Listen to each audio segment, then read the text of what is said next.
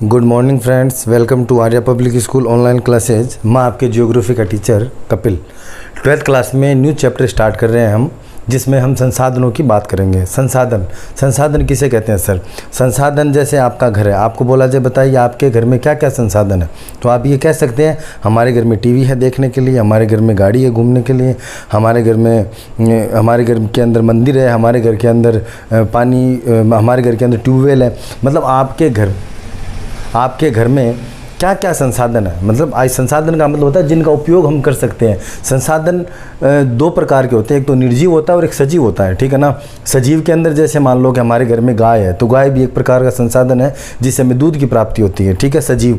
एक निर्जीव, हमारे घर में एक पेड़ है जिससे हमें आम मिलता है, तो पेड़ आपका भी एक क्या हो गया, संसाधन हो गया। तो संसाधनों का मतलब हो गया जिससे हम विभिन्न प्रकार का उपयोग लेते हैं, जिनसे हमें लाभ प्राप्त होता है, उन्हें हम क्या कहते हैं, संसाधन कहते हैं।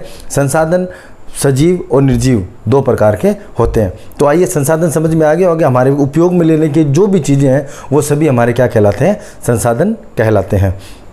तो देखिए, संसाधन एक ऐसी प्राकृतिक और मानवीय संपदा है। जितने भी संसाधन हैं वो सभी संसाधन प्राकृतिक है या फिर मानवीय है। प्राकृतिक और मानवीय संपदा है जिसका उपयोग हम अपनी आवश्यकताओं की पूर्ति में करते हैं। मतलब संसाधन उन्हें कहते हैं जिनका उपयोग हम अपनी आवश्यकताओं की पूर्ति में करते हैं। जैसे हमें मनोरंजन करना है और हमारे घर में हमने टीवी चला लिया। हमें मनोरंजन करना था, हमने टीवी चला के मनोरंजन कर लिया। मतलब हमारी आवश्यकता थी मनोरंजन और हमारे घर में था टीवी, हमने टीवी चला के मनोरंजन कर लिया। हमारे घर में हमें दूध चाहिए था, घर में गाय थी, हमने गाय से दूध की प्राप्ति कर ली। तो मतलब हमें आवश्यकता थी दूध की, हमने गाय से दूध की प्राप्ति कर ली। तो मतलब संसाधन ऐसे प्राकृतिक और मानवीय संपदा है जिसका उपयोग हम अपनी आवश्यकताओं की, हमें जिस चीज़ की आवश्यकता है उन चीज़ों की आवश्यकता की पूर्ति में हम उनका क्या करते हैं दोस्तों, उपयोग करते हैं, ठीक है। आगे आपको डायग्राम बना हुआ है, उस डायग्राम में आइए समझते हैं कि संसाधन किसे कहते हैं। देखिए, संसाधनों का वर्गीकरण के आधार पर हम संसाधनों को 4 भागों में बांटते हैं। ये जो डायग्राम कितने भागों में बांट रहा है, 4 भागों में बांट रहा है। पहला तो संसाधन तो आपके समझ में आ गया होगा। अब हम संसाधनों का क्या करें, वर्गीकरण के संसाधन कितने प्रकार के, तो अलग अलग भागों में बांट करके हम इस चैप्टर को पढ़ेंगे। तो सबसे पहला आता है उपयोग की सततता के आधार पर। उपयोग के आधार पर संसाधन कितने प्रकार के होते हैं, तो उपयोग के आधार पर दोस्तों संसाधन 3 प्रकार के होते हैं। नवीकरणीय योग्य या असमाप्य, दूसरा अनवीकरणीय या अयोग्य या समाप्य, और तीसरा चक्रीय संसाधन। तो नवीकरणीय और अनवीकरणीय संसाधन क्या होता है? नवीकरणीय ऐसे संसाधन जो कभी समाप्त नहीं होंगे, जो हमेशा नए बने रहेंगे। जैसे हमारा सूर्य है, पवन है ना, वो सूर्य कभी भी समाप्त नहीं होगा, हवाएं चलना कभी बंद नहीं करेगी। तो ऐसे संसाधन जो मतलब समाप्त नहीं होंगे, वो हमेशा बरकरार रहेंगे, उन्हें क्या कहते हैं, नवीकरणीय कहते हैं। अनवीकरणीय संसाधन ऐसे संसाधन जिन एक बार खत्म होने के बाद में जिनका उपयोग हम दोबारा कभी नहीं कर पाएंगे। जैसे हमारी धरती के नीचे पेट्रोल है, हमारी धरती के नीचे कोयला है, तो ये ऐसे संसाधन है अगर कोयला धरती के नीचे से एक बार खत्म हो गया, हम उसको दोबारा से उपयोग नहीं कर पाएंगे। आगे बात समझ में। तो ऐसे संसाधन जो कभी समाप्त नहीं होंगे वो आते हैं नवीकरणीय में। ऐसे संसाधन जो समाप्त होने के बाद में कभी दोबारा नहीं होंगे तो वो कौन से आते हैं, अनवीकरणीय, मतलब जिनका नवीनीकरण नहीं किया जा सकता। और तीसरा आता है दोस्तों चक्रीय संसाधन। चक्रीय संसाधन उन संसाधनों को कहते हैं जो एक साइकिलिंग के द्वारा हमें वापस प्राप्त हो जाते हैं। जैसे मान लीजिए प्लास्टिक है, प्लास्टिक से हमने मान लीजिए कोई डब्बा बनाया और उसको पिघला करके वापस हमने कोई दूसरी चीज़ बना सकते हैं। तो ऐसे संसाधन जिनको चक्रीय अवस्था के द्वारा हम दोबारा बना सकते हैं तो उन्हें चक्रीय संसाधन कहा जाता है। तो संसाधन उपयोग के आधार पर कितने प्रकार के दोस्तों, 3 प्रकार के, नवीकरणीय, अनवीकरणीय और चक्रीय। नवीकरणीय जो हमेशा नए रहेंगे, जो हमेशा हम प्राप्त करेंगे। अनवीकरणीय जिनको खत्म होने के बाद में दोबारा प्राप्त नहीं किया जा सकता है। और तीसरा चक्रीय संसाधन जिनको रिसाइकलिंग के द्वारा हम वापस प्राप्त कर सकते हैं, ठीक है। अब नंबर 2 आता है उत्पत्ति के आधार पर। दोस्तों उत्पत्ति के आधार पर हमारे संसाधन है 2 प्रकार के, जैविक और अजैविक। उत्पत्ति के आधार पर कितने प्रकार के संसाधन है, 2 प्रकार के, जैविक और अजैविक। जैविक संसाधन सीधा सा सिंपल सा आपको समझाने के लिए बता देता हूँ। जैविक मतलब जिसमें जान है, जैविक से शेयर करना जिसमें जान है, मतलब जो सजीव वस्तुएं हैं वो जैविक संसाधन में आती है।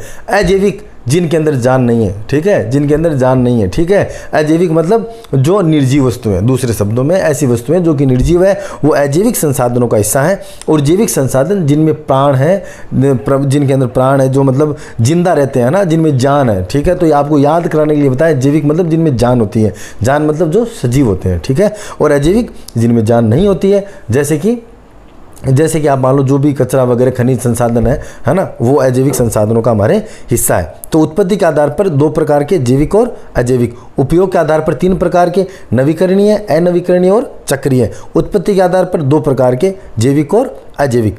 अब तीसरा आता है दोस्तों इसके अंदर उद्देश्य के आधार पर। तीसरा कौन सा आता है? उद्देश्य के। पहला हमने क्या पढ़ा, रिपीट कीजिए मेरे साथ। पहला हमने पढ़ा उपयोग के आधार पर, दूसरा हमने पढ़ा उत्पत्ति के आधार पर, और तीसरा हम पढ़ रहे हैं उद्देश्य के आधार पर कि भी जो हमारे पास संसाधन है उनका उपयोग हम किन किन उद्देश्यों में कर सकते हैं। तो उपयोग के आधार पर संसाधनों का वर्गीकरण, उपयोग के आधार पर, उद्देश्य के आधार पर हम संसाधनों का मतलब किस प्रकार उपयोग कर सकते हैं, तो वो हो गया उद्देश्य कि उनका उद्देश्य क्या है उनको प्राप्त करने का। तो उद्देश्य के आधार पर हमारे संसाधन दोस्तों 3 प्रकार के हैं, ऊर्जा संसाधन, कच्चा माल संसाधन और खाद्य पदार्थ। ऊर्जा, कच्चा माल और खाद्य पदार्थ। तो आइए हम बात करते हैं ऊर्जा संसाधन। ऊर्जा संसाधन 2 प्रकार के हैं, देखिए नीचे। ऊर्जा संसाधन कितने प्रकार के? 2 प्रकार के, समाप्य और असमाप्य। समाप्य जो समाप्त हो जाएंगे, असमाप्य जो कभी भी समाप्त नहीं होंगे। वही बात है नवीकरणीय और अनवीकरणीय वाली, ठीक है। ऊर्जा संसाधन में आते हैं नवीकरणीय और अनवीकरणीय। वही ऊर्जा संसाधन 2 प्रकार के, समाप्य जो समाप्त हो जाएंगे। कौन से समाप्त हो जाएंगे? लकड़ी समाप्त हो जाएगी, कोयला समाप्त हो जाएगा और खनिज तेल समाप्त हो जाएंगे अगर इनका उपयोग हमने आराम से या धीरे धीरे नहीं किया। एक बार खत्म होने के बाद में कोयला दोबारा नहीं बनाया जा सकता, ठीक है। और नंबर 2 हम बात करें असमाप्य, जो कभी भी समाप्त नहीं होंगे। जैसे वायु है, जल है, ऊर्जा है। जल कभी समाप्त नहीं होगा, ऊर्जा वायु है, कभी समाप्त नहीं होगी, वो हमेशा जब तक धरती है तब तक चलेगी, है ना। ऊर्जा आपको पता है, आप 10th में पढ़ के आए होंगे कि ऊर्जा एक मतलब ऊर्जा अपना रूप बदलती है, ठीक है ना। ऊर्जा अपना रूप बदलती है। ऊर्जा को ना तो उत्पन्न किया जा सकता है और ऊर्जा को ना ही समाप्त किया जा सकता है। तो ऊर्जा के आधार पर हमारे संसाधन 2 प्रकार के हैं, समाप्य और असमाप्य, ठीक है। दूसरा आता है कच्चा माल। कच्चा माल के आधार पर हमारे संसाधन है 3 प्रकार के। पहला आता है खनिज। कच्चा माल, खनिज तो हमारा क्या कच्चा माल, जैसे खनिजों के अंदर लोहा, तांबा, सीसा, जस्ता, बॉक्साइट, ठीक है। दूसरा आता है वनस्पति, और वनस्पति में भी दोस्तों 2 प्रकार के, प्राकृतिक वनस्पति और कृषिगत वनस्पति, ठीक है। तो तीसरा हमारे पास आता है दोस्तों खाद्य पदार्थ। खाद्य पदार्थों की बात करें तो हमारे पास आता है खनिज, जैसे नमक है वो खनिज में ही आता है। दूसरा आता है वनस्पति, कंद मूल फल सब्जियाँ वगैरह हैं, और पशु एवं जीव जंतु, ठीक है। तो ये हमारा हो गया उद्देश्य के आधार। उद्देश्य के आधार पर हमारे संसाधन कितने प्रकार के हैं? 3 प्रकार के, ऊर्जा, कच्चा माल और खाद्य पदार्थ। और लास्ट में नंबर 4 पे आता है दोस्तों स्वामित्व के आधार पर। स्वामित्व के आधार पर हमारे संसाधन 3 प्रकार के होते हैं, व्यक्तिगत, राष्ट्रीय और अंतर्राष्ट्रीय। व्यक्तिगत जैसे अपने घरेलू उपयोग के लिए, जैसे मान लीजिए कि मेरे पास मेरी बाइक है, तो वो जो मेरी बाइक है वो व्यक्तिगत है, ठीक है। राष्ट्रीय संसाधन जैसे हमारी धरती के नीचे पेट्रोल निकलता है तो वो राष्ट्रीय संसाधन है। और अंतर्राष्ट्रीय समुद्रों के अंदर जो निकलता है वो अंतर्राष्ट्रीय संसाधन है। तो स्वामित्व के आधार पर संसाधन 3 प्रकार के होते हैं, व्यक्तिगत यानी किसी व्यक्ति का स्वयं का, दूसरा किसी देश का, और तीसरा अंतर्राष्ट्रीय यानी सभी देशों का। तो अभी तक हमने क्या पढ़ा? अभी हम पढ़ रहे हैं संसाधनों की संकल्पना, या संसाधन, या जो संसाधन होते हैं दोस्तों वो कितने प्रकार के होते हैं और संसाधन किसे कहते हैं। तो संसाधन हमने पढ़ लिया, जो हमारी आवश्यकताओं की पूर्ति के लिए हमें सहयोग करते हैं उन्हें हम संसाधन कहते हैं। संसाधन 4 प्रकार के, उपयोग के आधार पर, उत्पत्ति के आधार पर, उद्देश्य के आधार पर और स्वामित्व के आधार पर। अब जो हमने ये चारों पढ़े हैं, इन चारों का हम आगे विस्तार से पढ़ेंगे। आइए अगली स्लाइड में आते हैं। संसाधनों का वर्गीकरण। हमने जो संसाधनों को बांटा उनके वर्गीकरण की बात करते हैं। संसाधनों के विस्तृत अध्ययन के लिए इनका वर्गीकरण करना आवश्यक है, जो कि निम्न प्रकार है। तो संसाधनों का वर्गीकरण हम पढ़ते हैं, पीछे हम डायग्राम में पढ़ कर क्या है, उस डायग्राम के आप स्क्रीनशॉट ले लेना और अच्छे से उसको कॉपी में डायग्राम बना लेना। आपके जो मैंने समझाया आपको अच्छे समझ में आ जाएगा। ये पूरा वीडियो इसी के ऊपर है, उसी डायग्राम के ऊपर है। तो देखिए संसाधनों का वर्गीकरण उत्पत्ति के आधार पर। तो देखिए दोस्तों, पीछे लास्ट स्लाइड में उत्पत्ति के आधार पर कौन कौन से पढ़ के आए हैं? 2 प्रकार के, जैविक और अजैविक। आई बात समझ में? कितने प्रकार के? 2 प्रकार, जैविक और अजैविक। तो इधर अगली स्लाइड में हम क्या पढ़ रहे हैं? संसाधनों के वर्गीकरण में उत्पत्ति के आधार पर ही पढ़ रहे हैं। तो उत्पत्ति के आधार पर संसाधन कितने प्रकार के हैं? 2 प्रकार के। कौन कौन से? जैविक और अजैविक। सबसे पहला संसाधन है जैविक संसाधन। जैविक संसाधन मैंने पहले भी बताया, आपको दोबारा बताता हूँ, रट लेना। ये बड़ा क्वेश्चन बनता है 12th क्लास में कि जैविक और अजैविक संसाधनों में अंतर बताइए। तो आपको 10-12 पॉइंट वहाँ पे लिख करके आने होते हैं, ठीक है। तो उत्पत्ति के आधार पर संसाधनों की बात करते हैं। 2 प्रकार के होते हैं, जैविक और अजैविक। सबसे पहला जैविक संसाधन, सभी प्रकार के जैविक घटकों से संबंधित संसाधन संसाधन कहलाते हैं। जैविक संसाधन किन्हें कहते हैं? जिसमें सभी प्रकार के जैविक घटक होते हैं, ठीक है। जैविक घटक का मतलब जल है, वायु है, अग्नि है, प्राण है, ठीक है। तो ये जब सभी प्रकार के जैविक घटक होते हैं उन्हें जैविक संसाधन कहते हैं। जैसे मानव, जैसे पशु, जीव जंतु, चरागाह, वनस्पति, पेड़ भी आपको पता है पेड़ों में भी जान होती है आदि, सभी जैविक संसाधन अपनी प्रजनन क्षमता से वंश वृद्धि कर नवीकरणीय होने की क्षमता, इनके नवीकरणीय होने की क्षमता असमाप्य है। इनके नवीकरणीय की क्षमता व दर प्राकृतिक वातावरण के अनुसार अलग अलग होती है। इसके कहने का मतलब ये है दोस्तों कि जो हमारे जैविक संसाधन है, वो जो जैविक संसाधन है जिनके अंदर जीव होता है उन्हें जैविक संसाधन कहते हैं, या जो जैविक घटकों से बनते हैं उन्हें जैविक संसाधन कहते हैं। उदाहरण के तौर पर मानव है, पशु है, वनस्पति है, ठीक है। अब जैविक संसाधन की विशेषताएं क्या होती है? कह रहा है कि जैविक संसाधनों में अपनी प्रजनन क्षमता होती है। प्रजनन क्षमता का मतलब है कि वो अपना विकास करते हैं, मतलब एक पीढ़ी से दूसरी पीढ़ी, तीसरी पीढ़ी, चौथी पीढ़ी, ऐसे लगातार उनमें प्रजनन क्षमता के द्वारा वो अपनी पीढ़ियों का क्या करते हैं? लगातार विकास करते हैं। तो लगातार विकास करने के क्रम में, लगातार जो विकास करने के क्रम में क्या होता है? उनके वातावरण का फर्क पड़ता है। जैसे आज मान लीजिए पेड़ है, तो पेड़ों पे जो बीज होते हैं उन बीजों के द्वारा हम दूसरे पेड़ बना सकते हैं, ठीक है। तो जैसे मान लीजिए, लेकिन वो वातावरण पे डिपेंड करता है कि वहाँ पे मतलब कितने प्रकार की वंश वृद्धि होगी। तो मान लीजिए जैसे सेब के पेड़ जम्मू कश्मीर में लगते हैं, लेकिन अगर राजस्थान में लाकर के आप अगर उन सेब के पेड़ लगाने चाहोगे तो वो नहीं लगेंगे, क्योंकि वहाँ पर ऐसा वातावरण नहीं है। तो इनकी जो प्रजनन क्षमता है वो प्रकृति पर निर्भर करती है। जो जैविक संसाधन है उन संसाधनों की जो प्रजनन क्षमता है वो किस पर निर्भर करती है? वो क्षमता दर प्रकृति वातावरण के अनुसार निर्भर करती है। जैसे मान लीजिए ध्रुवीय भालू है जो कि बर्फ में रहते हैं। अब ध्रुवीय भालू को आप राजस्थान में हमारे यहाँ पे लाओगे गर्मी में तो वो नहीं रह पाएंगे, वो उनकी प्रजनन क्षमता नहीं होगी और वो मर जाएंगे। जैसे राजस्थान में ऊँट है, ऊँट को आप जम्मू कश्मीर ले जाओ ठंड में, ऊँट वहाँ पे जिंदा नहीं रह पाएंगे, ठीक है। तो जो जैविक संसाधन है उनकी प्रजनन क्षमता, सब उनकी प्रजनन क्षमता की जो दर है वो वहाँ के वातावरण और प्रकृति पर क्या करती है? निर्भर करती है। आगे की बात समझ में खूब डिटेल से पढ़ लिया। मानव व जीव जंतु गतिशील होने के कारण चल जैविक संसाधन तथा वनस्पति स्थिर होने के कारण अचल जैविक संसाधन कहलाती है। तो देखिए, मानव और जीव जंतु क्या है कि चल फिर सकते हैं, तो वो चल जैविक संसाधन कहलाते हैं। और वनस्पति चल फिर नहीं सकती, वो एक स्थान पर स्थिर रहती है, इसलिए वो अचल जैविक संसाधन कहलाती है। तो हमने अभी क्या पढ़ा? जैविक संसाधन के बारे में पढ़ा। अब हम पढ़ते हैं अजैविक संसाधनों के बारे में। अजैविक संसाधन दोस्तों जिनके अंदर जान नहीं है, ठीक है, प्राण नहीं है, जिनके अंदर जैविक संगठन नहीं है। तो आइए अजैविक संसाधन की बात करते हैं। सभी प्रकार के जड़ तथा निर्जीव घटकों से संबंधित संसाधन अजैविक संसाधन कहलाते हैं। जड़ जिनमें जान नहीं है, निर्जीव घटकों से जो मिलकर के बनते हैं उन्हें हम अजैविक संसाधन कहते हैं। जैसे समस्त खनिज, जितने भी प्रकार के खनिज, लोहा है, टंगस्टन है ब्रोमाइनाइट है ना, बोरेलियम है, लिथियम है, जितने भी प्रकार के हमारे खनिज है, लोहा है, ये सब खनिज क्या है? ये सब खनिज है अजैविक संसाधन है। जैसे भूमि हमारा क्या है? अजैविक संसाधन है। भूमि स्थिर है और ये इसमें प्राण नहीं है, ठीक है। भूमि, मिट्टी अजैविक संसाधन है। पवन अजैविक संसाधन है। जल है, सौर है यानी सूर्य के जो प्रकाश है वो है। ज्वार है, जो हमारे समुद्र में ज्वार भाटा आता है, ज्वारीय है। भूतापीय ऊर्जा है, भूमि के नीचे क्या है कि ताप है, तो भूतापीय ऊर्जा है। आदि अजैविक संगठन कहलाते हैं। तो अजैविक संगठन जो निर्जीव घटकों से मिलकर के बनते हैं अजैविक संगठन कहलाते हैं। जैसे खनिज पदार्थ है, हमारी भूमि है, भूमि के ऊपर मिट्टी है, पवन है, जल है, सौर है, ज्वारीय ऊर्जा है, भूतापीय ऊर्जा है, वो सब अजैविक संगठन कहलाते हैं। अजैविक संसाधन प्रजनन क्षमता के अभाव में अनवीकरणीय होने से समाप्य हैं। मतलब अजैविक संसाधन ऐसे हैं जिनमें प्रजनन क्षमता नहीं पाई जाती है। लोहा है, लोहा धरती से निकाला जाता है, खनिज पदार्थ है, लेकिन लोहा में प्रजनन क्षमता नहीं है। एक लोहा दूसरे लोहे को उत्पन्न नहीं कर सकता है कभी भी, ठीक है। तो इसलिए ये क्या है? अनवीकरणीय। अनवीकरणीय का मतलब ये है कि ये दोबारा नए नहीं हो सकते, दोबारा नहीं बनाए जा सकते। एक बार अगर ये समाप्त हो गए तो इनको दोबारा प्राप्त नहीं किया जा सकता। आई बात समझ में? तो ये क्या है? अनवीकरणीय होने से ये समाप्य है, मतलब ये समाप्त हो सकते हैं, ठीक है। अनवीकरणीय नहीं है, ये समाप्त हो जाएंगे।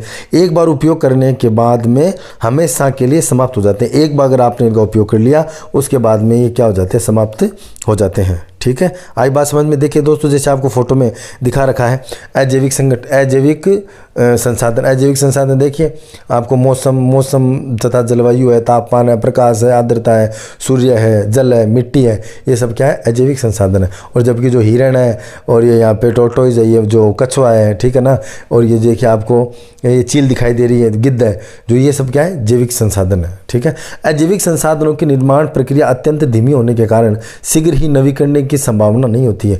जो अजैविक संसाधन है उनका जब निर्माण होता है तो उनकी जो प्रक्रिया वो बहुत ही धीमी होती है। जैसे हमारी धरती के नीचे जो कोयला पाया जाता है, उस कोयले को बनने में करोड़ों साल लगे हैं। तो जो हमारे अजैविक संसाधन है उनको बनने में काफ़ी लंबा समय लगता है, इनको दोबारा जल्दी से प्राप्त नहीं किया जा सकता है, क्योंकि इनके निर्माण की जो प्रक्रिया है वो कैसी है दोस्तों, धीमी है।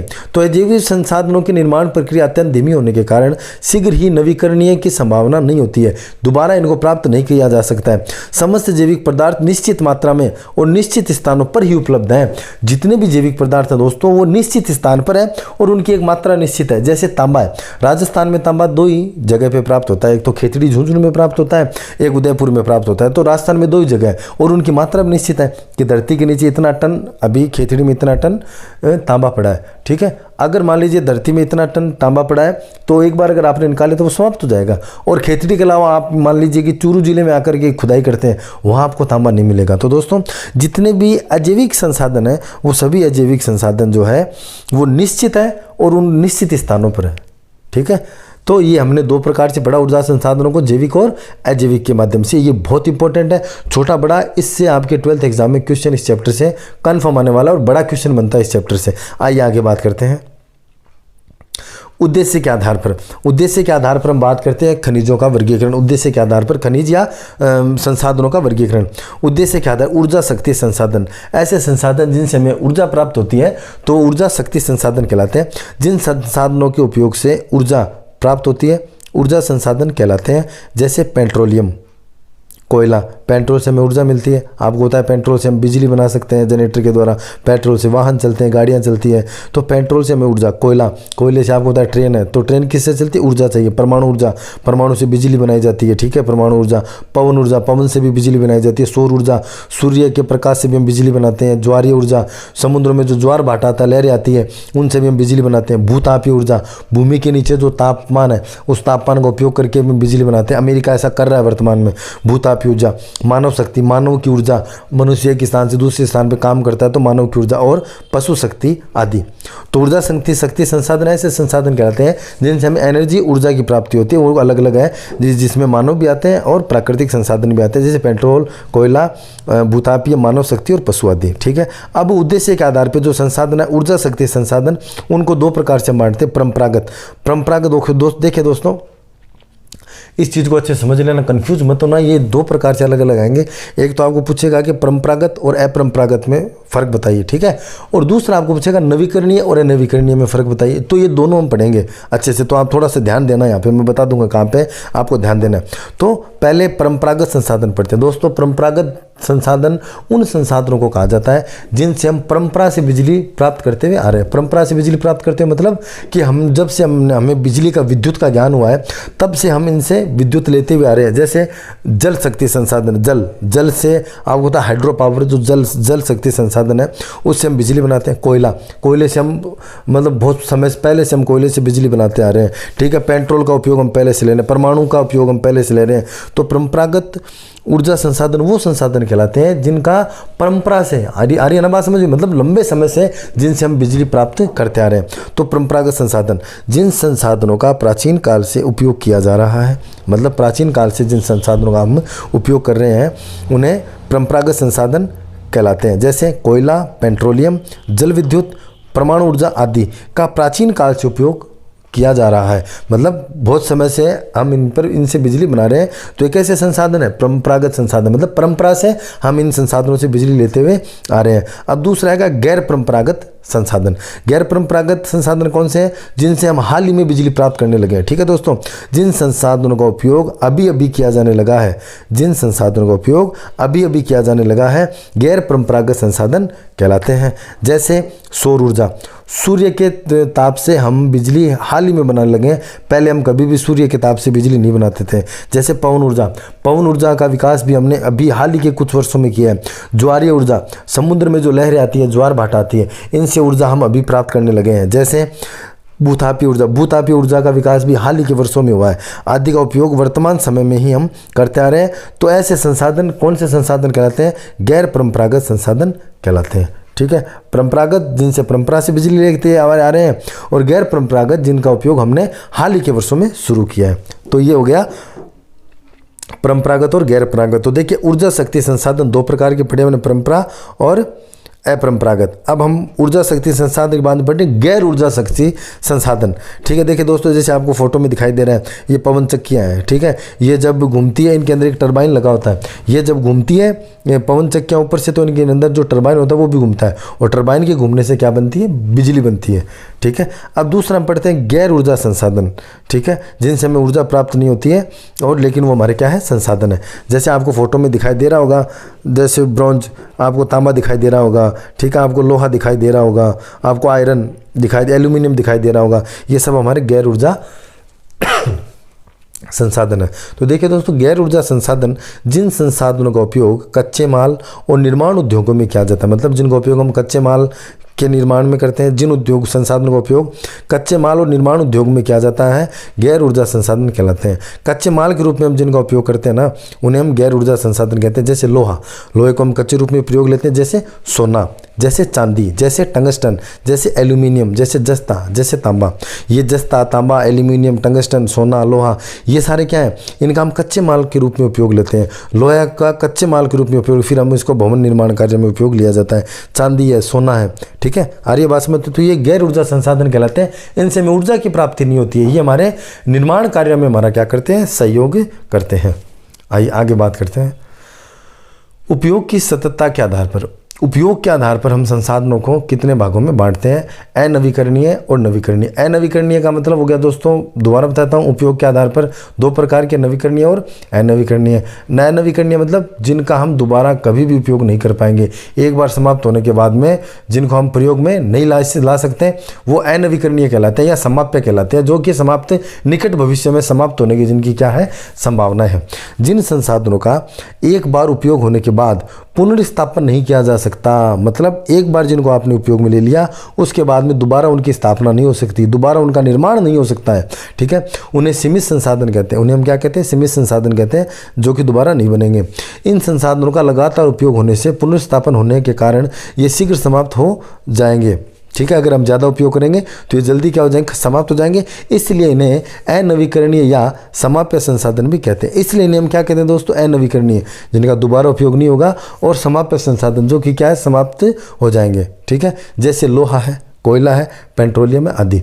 जैसे लोहा हो गया, कोयला हो गया, पेट्रोलियम हो गया आदि, ये सारे संसाधन ऐसे हैं दोस्तों जिनका निकट भविष्य, ऐसे संसाधन है जो निकट भविष्य में क्या हो जाएंगे? समाप्त हो जाएंगे। दोबारा पेट्रोल हम दोबारा किसी केमिकल के द्वारा पेट्रोल नहीं बना सकते। हमारी धरती के नीचे में पेट्रोल मिला, अगर ये एक बार समाप्त हो गया, ये दोबारा प्राप्त नहीं होगा। कोयला नहीं होगा, लोहा धरती के नीचे है, तांबा धरती के नीचे, एक बार समाप्त होने के बाद में इनको दोबारा प्राप्त नहीं किया जा सकता। अनवीकरणीय संसाधन कहलाते हैं। नवीकरणीय ऐसे संसाधन जिनका उपयोग, जिनको हम दोबारा बना सकते हैं, जो कभी खत्म नहीं होंगे निकट भविष्य में, उन्हें अनवीकरणीय या असमाप्य, जो कभी समाप्त नहीं होंगे, संसाधन कहलाते हैं। जिन संसाधनों का एक बार उपयोग होने के बाद मानव या प्रकृति के द्वारा पुनर्स्थापन या नवीकरणीय किया जा सकता है, उन्हें असीमित संसाधन कहते हैं। ऐसे संसाधन जिनको उपयोग हम एक बार करने के बाद में दोबारा भी हम उनको उपयोग में ला सकते हैं, दोबारा भी जिनका उपयोग किया जा सकता है, उन्हें हम क्या कहते हैं? अनवीकरणीय या असमाप्य संसाधन कहते हैं। ठीक है, जैसे जिन उन्हें असीमित संसाधन, असीमित का मतलब ये हो गया दोस्तों कि जो सीमित नहीं है, असीमित है, जिनका कितना भी उपयोग हम कर सकते हैं। पुनर्स्थापन होने के कारण इनके भंडार कभी समाप्त नहीं होंगे। पुनर्स्थापन मतलब जिनको दोबारा प्राप्त किया जा सकता है, इसलिए कभी समाप्त नहीं होंगे। जैसे मानव कभी समाप्त नहीं होगा। ठीक है, आप कर दो तो अलग बात है, मानव कभी समाप्त नहीं होगा, हो भी सकता है तब फिर कुछ नहीं रहेगा, फिर ये पढ़ाई भी नहीं करनी पड़ेगी आपको। ठीक है, तो मानव है, पशु है, वन है, जल है, पवन है, सौर है, सूर्य का ताप है, भूताप है, धरती उतनी गर्म रहेगी, ज्वारीय ऊर्जा, समुद्र में वैसे लहरें आएंगी, हमारे धरती में वैसे पवन रहनी है, वैसे सूर्य का प्रकाश मिलना है, वैसे पशु रहने, वैसे वन रहने हैं, वन्य जीव रहने हैं। तो ये संसाधन कैसे कहलाते हैं? अनवीकरणीय या असमाप्य संसाधन कहलाते हैं। तो उपयोग के आधार पर कितने? 2 प्रकार के, अनवीकरणीय और नवीकरणीय। आइए आगे बात करते हैं। स्वामित्व के आधार पर दोस्तों, स्वामित्व का मतलब होता है जिनको हमने, जो व्यक्ति के, राष्ट्र के या पूरे सभी राष्ट्रों के हाथ में होते हैं, उन्हें हम स्वामित्व के आधार पर स्वामित्व के आधार पर कितना हम पढ़ के आए लास्ट में? स्वामित्व के आधार पर संसाधनों को कितने भागों में बांटा जाता है? 3 भागों में, व्यक्तिगत, राष्ट्रीय और अंतर्राष्ट्रीय। आइए, व्यक्तिगत संसाधन, जिन संसाधनों पर किसी व्यक्ति, परिवार या संस्था का अधिकार होता है। ऐसे संसाधन जिनके ऊपर किसी व्यक्ति का अधिकार होता है या किसी परिवार का अधिकार होता है वे व्यक्तिगत संसाधन कहलाते हैं। जैसे मकान पे किसी व्यक्ति का अधिकार होता है। जैसे भूमि पे भी किसी व्यक्ति का अधिकार होता है। नकदी, आपके पास कैश पैसा है, आपको बुआ जी दे के गए हैं 100 रुपये, तो 100 रुपये आपके व्यक्तिगत संसाधन, आप उसका कोई भी उपयोग कर सकते हो। ठीक है, स्वर्णाभूषण, आप हमारे घर के अंदर जो ऑर्नामेंट्स है, जो आभूषण है, शारीरिक मानसिक क्षमता, आपके शारीरिक और मानसिक क्षमता सबकी अलग अलग होती है। तो स्वामित्व के आधार पर इन भागों में हम बांट सकते हैं। राष्ट्रीय संसाधन, ऐसे संसाधन जो किसी राष्ट्र के होते हैं। तो देखिए, जिन संसाधनों पर पूरे राष्ट्र का अधिकार होता है उन्हें हम राष्ट्रीय संसाधन कहते हैं। जैसे जनसंख्या, जैसे खनिज जो हमारी धरती के नीचे खनिज हमारे देश में जितने भी, वो हमारे राष्ट्रीय संसाधन है। जैसे जल, हमारे देश की जितनी समुद्री सीमाएं हैं, हमारे देश के अंदर जितनी नदी नाले झीलें हैं, उन सभी पे हमारे देश का क्या है? अधिकार है। हमारे देश में चलने वाली पवन है, हमारे देश पे आने वाले सूर्य की रोशनी है। ठीक है, पवन है, सौर ऊर्जा है, सैन्य शक्ति है, हमारे देश की जो सेना है जिस पे हमें हमेशा गर्व है। ठीक है, तो हमारे देश की जो सैन्य शक्ति है वो हमारे राष्ट्र की संपदा है। ठीक है, राष्ट्रीय संसाधन है। सैन्य शक्ति, तकनीकी ज्ञान, हमारे देश का वो तकनीकी ज्ञान वो हमारा राष्ट्रीय संसाधन है। ठीक है, अंतर्राष्ट्रीय संबंध आदि। तो स्वामित्व के आधार पर 2 प्रकार का पढ़ा हमने, व्यक्तिगत और राष्ट्रीय संसाधन। अब तीसरा आता है अंतर्राष्ट्रीय संसाधन, अंतर्राष्ट्रीय विश्व संसाधन, जिन संसाधनों पर पूरे विश्व का अधिकार हो। अच्छा, ऐसे संसाधन जिन पे पूरे विश्व का अधिकार हो उन्हें अंतर्राष्ट्रीय संसाधन कहते हैं। जो मानव की समृद्धि, हमारे मानवों की समृद्धि, हमारे मानवों की उन्नति और हमारे कल्याण के लिए जो उपयोगी है। जैसे समस्त भौतिकी, समस्त जैविक, जितने भी भौतिक विज्ञान के जो प्रयोग होते हैं, जितने भी जीव विज्ञान में जो प्रयोग होते हैं, वो हमारे समस्त लोगों के लिए क्या होते हैं? उपयोगी होते हैं। तो उन पर पूरे देशों का अधिकार है। जैसे अंतरिक्ष है, आप देख रहे होगे, जैसे अंतरिक्ष, धरती के बाहर अंतरिक्ष है, तो अंतरिक्ष पर सभी राष्ट्रों का अधिकार है। सब राष्ट्र वहाँ पे प्रयोग कर सकते हैं और मानव कल्याण के लिए काम कर सकते हैं। तो दोस्तों, स्वामित्व के आधार पर हमने 3 प्रकार से पढ़ा है, व्यक्तिगत, राष्ट्रीय और अंतर्राष्ट्रीय। तो ये आज तो हमने जो हमारा जो 12th क्लास में जो संसाधनों का चैप्टर है उसका बेस पढ़ा है कि संसाधनों को कितने भागों में बांटते हैं, नवीकरणीय कौन से हैं, अनवीकरणीय कौन से हैं। ठीक है, स्वामित्व के आधार पर कितने प्रकार के हैं, उद्देश्य के आधार पर कितने प्रकार के हैं। तो ये हमने आज अध्ययन किया है संसाधनों का। अब इनको हम थोड़ा सा डिटेल में पढ़ेंगे नेक्स्ट वीडियो में। आज के लिए इतना काफ़ी है। Thank you.